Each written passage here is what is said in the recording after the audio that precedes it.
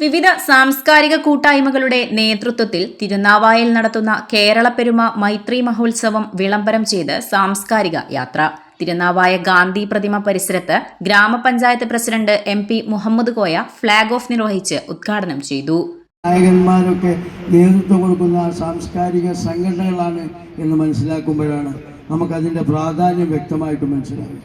പ്രത്യേകിച്ച് കേരളത്തിൽ പുതിയ രൂപത്തിലും ഭാവത്തിലും കേരളത്തിൻ്റെ സോഷ്യൽ ഫാബ്രിക്കിന് ദോഷം വരുന്ന രീതിയിലേക്ക് പ്രവർത്തനങ്ങൾ മുന്നോട്ട് പോകുമ്പോൾ അത് പാച്ചപ്പ് ചെയ്യുന്നതിന് വേണ്ടി ആ വരാൻ പോകുന്ന വലിയ വിപത്തിനെ തടുത്തു നിർത്താനും തടഞ്ഞു നിർത്താനും ഒക്കെ കഴിയുന്ന രീതിയിൽ മതസൗഹാർദ്ദവും ജനങ്ങൾ തമ്മിലുള്ള കൂട്ടായ്മയും ഒക്കെ സാഹോദര്യവും ഒക്കെ നിലനിർത്തൽ അനിവാര്യമായ ഒരു സാഹചര്യത്തിലാണ് ഇത്തരത്തിൽ ഒരു വലിയ ദൗത്യവുമായി മലപ്പുറം സാംസ്കാരിക കൂട്ടായ്മ മുന്നോട്ട് പോകുന്നു.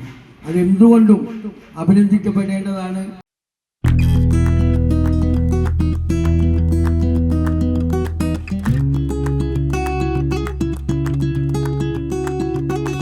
വെള്ളിയാഴ്ച മുതൽ 4 ദിവസം നീളുന്നതാണ് മൈത്രി മഹോത്സവം.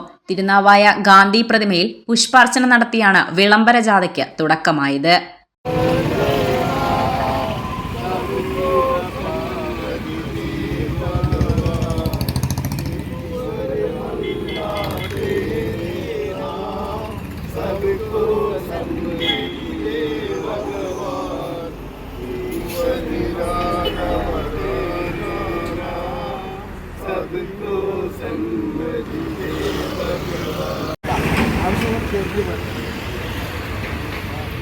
കരീം മേച്ചേരി അധ്യക്ഷത വഹിച്ചു.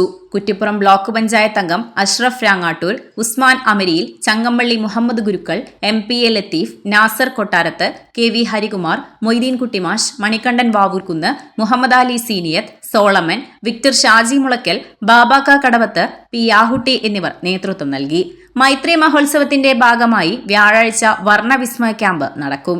ശില്പിയും ചിത്രകാരനുമായ ജോൺസ് മാത്യു പതാക ഉയർത്തും. തുടർന്ന് കേരളത്തിന്റെ വിവിധ ജില്ലകളിൽ നിന്നായി 25 ചിത്രകാരന്മാർ അണിനിരന്ന് ചിത്രകലയിലെ വർണ്ണവിസ്മയങ്ങൾ തീർക്കും. Editor live, Thirunavaya.